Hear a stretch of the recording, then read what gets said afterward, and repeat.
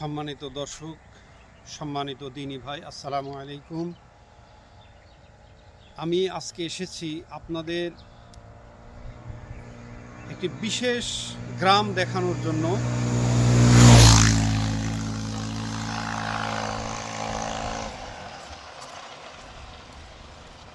একটি বিশেষ গ্রাম দেখানোর জন্য, যে গ্রামটির নাম মঙ্গলপুর, কোটচাঁদপুর থানার এলাঙ্গি ইউনিয়নের অন্তর্ভুক্ত একটি গ্রাম, যে গ্রামটির নাম মঙ্গলপুর।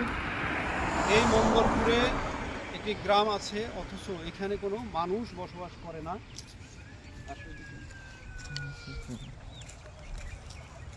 এই যে রাস্তাটি দেখছেন, এই রাস্তাটি চলে গেছে সেই মঙ্গলপুর, যেই মঙ্গলপুরে একসময় মানুষ বসবাস করত। হিন্দু সম্প্রদায় বেশি এই গ্রামে বসবাস করত। তো একটি মহামারীর কারণে এক রাতে এই গ্রামটি জনশূন্য হয়ে যায়, গ্রাম ছেড়ে সকল মানুষ পালিয়ে যায়।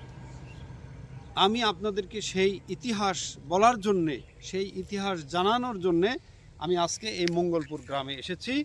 আসেন আমরা সেই মঙ্গলপুর গ্রামে যাই। এই গ্রাম একসময়, আজ থেকে প্রায় 100 বছর পূর্বে, এই গ্রামে মানুষ বসবাস করত এবং এখানে সব কিছুই স্বাভাবিক নিয়মে চলতো। এই যে রাস্তাটা দেখছেন, এই রাস্তাটা কোটচাঁদপুর থেকে, বাজারের ভিতর থেকে এটাই মঙ্গলপুর গ্রামে ঢুকছে এবং এখানে এসে এই মঙ্গলপুর গ্রামে ঢুকেছে রাস্তাটি।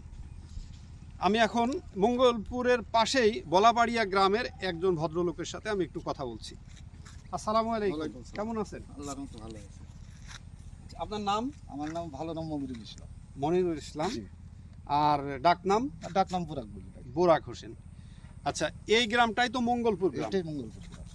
এইটার কিছু ইতিহাস শোনা যায় যে পূর্বে এখানে লোকজন বসবাস করত, মঙ্গলরা বসবাস করত, তারপরে হিন্দু সম্প্রদায় বেশি বসবাস করত। হিন্দু সম্প্রদায় তো 100 বছর আগে এখান থেকে, এই গ্রাম থেকে সকলেই গ্রাম ছেড়ে চলে গেছে। এটার কারণ কি ছিল? এটা আমি তো বলতে পারছি না। আমার আব্বারা কলে যে ওরা মানে দাদাকার কাছে শুনেছে, আব্বারাও খুব বেশি ভালো দেখিনি।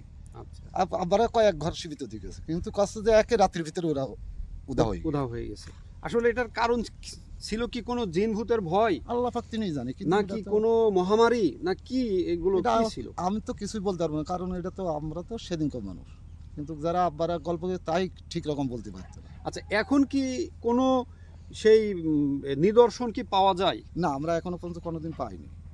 আচ্ছা, আমি একটা ঘর দেখেছি, এই লেটো ঠাকুর নাম করেছিল। আচ্ছা, ওই প্রথম এসে যে ডাইন হাতে পুষ্করণী ডাবাতে, ওই পুষ্করণী গাবিতে ছিল। জি জি। তোরও কারা মেরেছে গেল, ও উনিও খুন হয়েছিল। আচ্ছা, আমরা সেই ছোটবেলায় দেখতাম, শুনেছি। আচ্ছা, আপনাকে অশেষ ধন্যবাদ। সম্মানিত দর্শক, আমরা এই মঙ্গলপুর গ্রামেরই ঠিক মুখে, মঙ্গলপুর গ্রামের মুখে যেই রাস্তাটি মেঠো পথ চলে গেছে একটি দরগার দিকে। সম্মানিত দর্শক, এখন আমরা যাব মঙ্গলপুরে সেই দরগা, যে দরগাটি কথিত প্রচলিত যে এই দরগায় তখনকার একটি নিদর্শন হিসাবে আছে। আমরা এখন সেই দরগার দিকে যাব ইনশাআল্লাহ।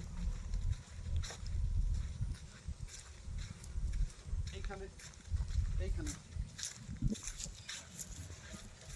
এই যে একটি পুকুর দেখছেন, বিশাল এরিয়া নিয়ে একটি পুকুর, প্রায় এখানে 15 বিঘা জমির উপরে একটি পুকুর। এই পুকুরটি ছিল সেই মঙ্গোলিয়াদের, অর্থাৎ তখনকার যে হিন্দু সম্প্রদায় এখানে বসবাস করত, সেই হিন্দু সম্প্রদায়ের এই পুকুরটি।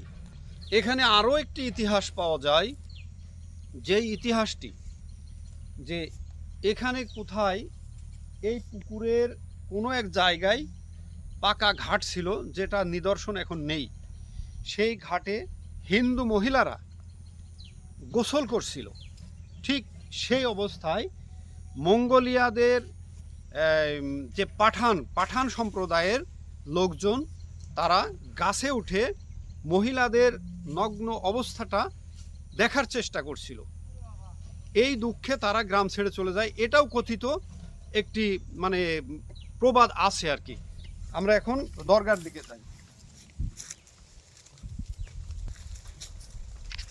ওই দেখেন দরগা দেখা যাচ্ছে, এখান থেকেই আমরা দেখতে পাচ্ছি।